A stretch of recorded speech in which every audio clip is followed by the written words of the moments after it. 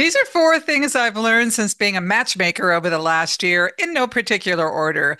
Number one, readiness.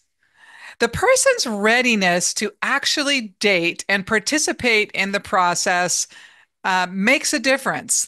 And a lot of times people's ego or their mind might say they're ready, but they aren't. They're either not finished with a past relationship, they're not exactly sure, they're kind of experimenting with the processes. They're just not all in, or they're not ready in other ways, meaning their life is not ready. They have different messes they're cleaning up or situations they may be beholden to, and they can't fully give themselves to it.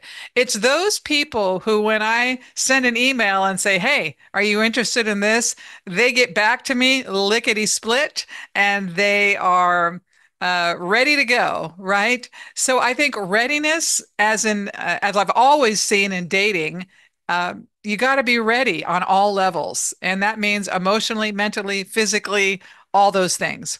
Number two, timing. Timing is important. And it's interesting, energetically, these two end up kind of working together.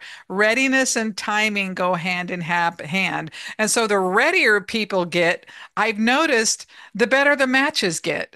The more interesting the opportunities are that show up for people. So the timing, I'd like to say, is always perfect. Sometimes in matchmaking, it can be slower because it just is because there's so many people involved.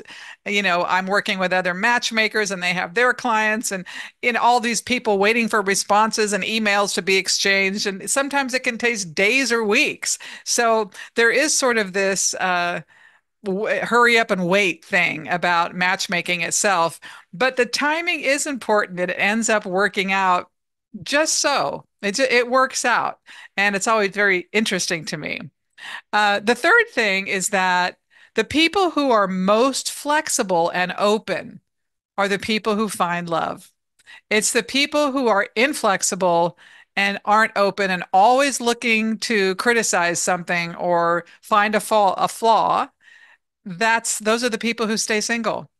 And we're allowed to have preferences, but often our preferences are a smokescreen for our own biases and our own self-judgments and our own not feeling good inside ourselves. So it's pretty interesting. The people I've had the best success stories with to date have been the most flexible, the most open, the most ready, and those willing to just go with the flow of whatever the timing is. So anyhow, and I guess the last thing I've learned is that divinity's in charge.